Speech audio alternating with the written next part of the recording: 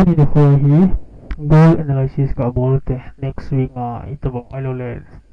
mabana itabong level ne ibo kyo ga byote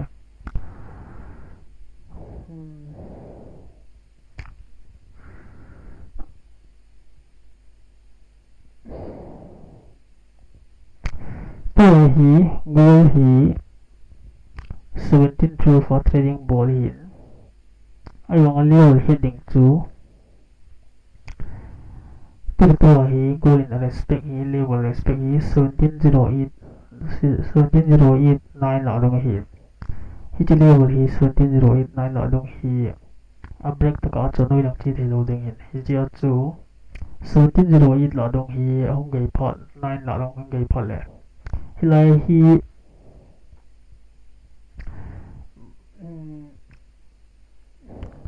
to hi support dan dewa hong hi ai bang chi support hi minor ka tinomen minor support area hi chi break ta ka hi noi lang a chi lo ding tin hi chi area hi ai tia chi zone hi hoi ta chi line hi hoi ta wen ngai hi chi to ka si na hi chi lai hi minor support area ka ti hi chi 1708 hi break ta ka hi market hi chung lang hi noi lang hi chi lo ding hi ai tia minor support area hi buy bo na thei tin a hi buy with small lot ka ti no men lai hi le hi chi area hi ong gei phat le nam dan chu buy with small lot tila tua hi azu ding hi mo ge lo ding hi ai chu mabana market itabang an lision an lam ti pa chu ki hello hi ya chu lot size ni audio 20 lom deu tin hi lai buy bowling abale nearest supply area chu hi chi 1722 hi hi chi minor resistance area ka tinomen resistance or supply area hi chi lai hi hoi ta wat kin ngai hi chi area hi minor resistance or supply area hi hi chi an khar khai le goal hi tun ong thi to pe ong chi to wa hi chi khar khai le abana chu supply ni re supply area chu hoi lai pe dio hoi lai control volume ti le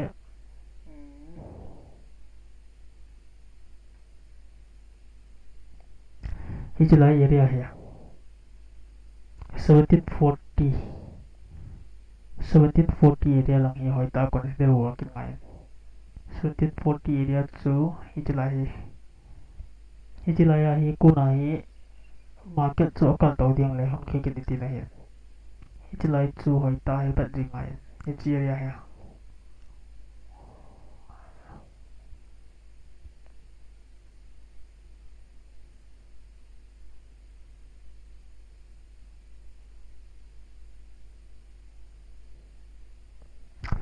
hi chi zone hi hoi ta consider work ngai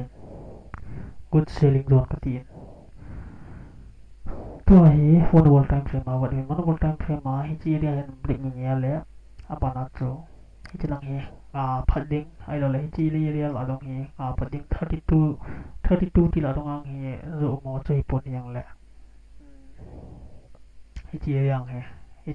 hi zo na thi area tho ben yang le hi chi dai la dong ho pe chi nga lo lo nang le jon hong phadi hin na tua hi goal hi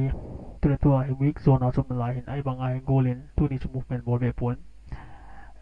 friday nia movement a ball tro ti ka wa chu ball be ki ta pon thi ti ka chong men ma ba na news piung nam tiang chu wat ngai na as ti ole ke boy ding tua hi ding chu le ama se pen level chu 1724 heading ama le 1740 33 ti la long heading hi chi lang aku na hi chi resistant area hen break nga le buy no mo chun rotation bola he buy the hin example a chu market hi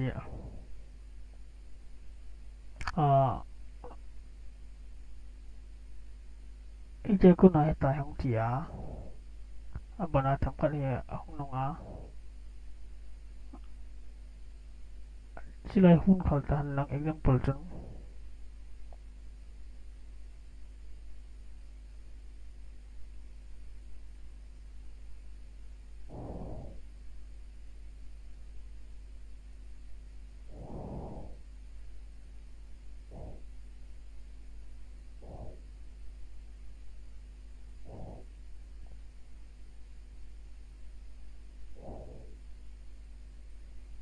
Tôi hôm thì tai hôm thì tai hôm tiếng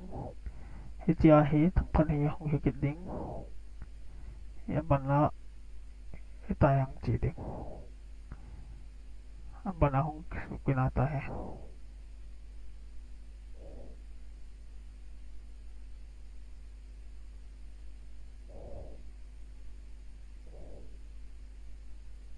thì tai không chỉ thể hiện chỉ elot uyab theory cái thể hiện thì ta trong chỉ thể tụi tôi học ta này ông chỉ khai yang lệ hilang aku na good selling opportunity mo thein hilang aku na chi area and break ke zo bil wale ông chỉ tan so chi dai and break zo bil wale ta he chi dai kun ma mai ta he eta hi hidden source petanan sima ta ta chi lang tan ke không lung ke kilin no hoi ta he vật ngai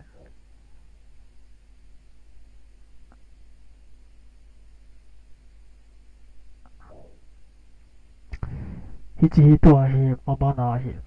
kal pe pente ti chu ki sei thelon koi ma ki sei thelon yang la market dan ba choi ta he ding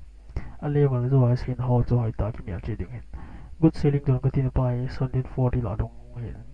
hi chi hi chi aku nang la ya dong aku nang hi market chu hong ki te ki hin na hoi ta ki mel chi ngai hi chi le yang he